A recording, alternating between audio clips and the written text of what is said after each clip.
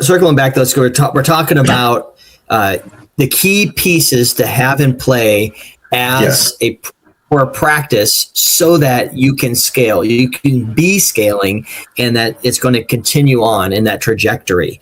You're not going to hit these roadblocks. So you shared mindset. You talked about making sure that you have solid vision, that making sure that you have a mission focus. And that's kind of how we got onto the marketing stuff and the referral stuff, because like, if your mission is to help sick and suffering people find hope and healing, then we should be telling everybody, and equipping our patients then to go and tell everybody, and our team to be telling everybody, et cetera. So there's some of that mindset. But speaking of team, what is the role of a team in regards to scaling? I saw you've gone through some transitions with teams. So talk to us about that. For sure. I think the team really comes in when you need more bandwidth, when you need more time. Like, you'll reach a point at any point, like, where you've just, like I said, it comes to capacity, and everybody's capacity in different ways is different. I wanted to get, like I said, good at taking care of people, and so wasn't really focused on building out the things. I wanted to get technically excellent first. And then once I got technically excellent and figured, okay, now I've learned how to train it, I wanted to bring people in so that the capacity could grow, so that more people could get taken care of. Because there was months I was running my butt off and had no time to do anything else. Like, I couldn't put the time into learning how to market or do any of this stuff, or even go out and meet other doctors or get the word out, because I was just like, I was tapped. I was done.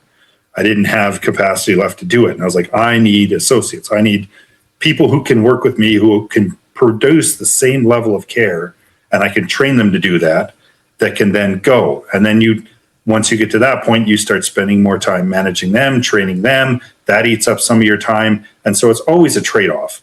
And what you're really trying to do, Alex Hormozi talks about this a ton, but you're really trying to find the current bottleneck you've got and then solve that problem. And that's really all it ever is. As long as you have something you're aiming at, which is where the vision, goal, mission comes from. Like, as long as you know what you want to go for, you go as hard as you can towards that. And when something starts dragging you back and feeling like this is a problem that just keeps me from getting there, that's then the next problem you have to solve. And they're all kind of the same, but they're going to hit at different times for different people.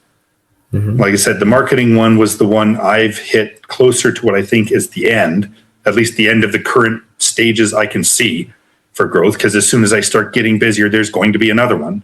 And then I'll have to figure out what that is, and whether it's a person that goes in place to solve that, whether it's a systematized thing that I can build out where then a person doesn't have to do it and it just works so the people who are in place can do it because the systems increased their capacity. That's been a big reason I've built so many systems around my practice, is because thinking is hard. It takes a lot of work. It burns a lot of energy. There's only so much really good, creative, problem-solving thinking you can do in a day. In my mind, at least, or in my experience. Maybe some other people have more capacity than I do. and it's frustrating. It can be frustrating. It can be discouraging. And it's like, and some people are like, I just don't want to push through this. It's not worth it. Or, and it takes away from other areas of life too, because you also are human beings. Absolutely. Yeah. And I mean, it's going to be frustrating. Like, you don't know what you don't know. And when you run into a problem you can't solve, it's because you don't know how to solve it. Right. And then you can talk to people who have solved it and try and get their input. And then the hard thing there is trusting what their input is, because they're going to say things that don't necessarily make sense to you all the time, because they've been there, they've seen that, and they know the bits that get through it if they're good at teaching it, which is a big if.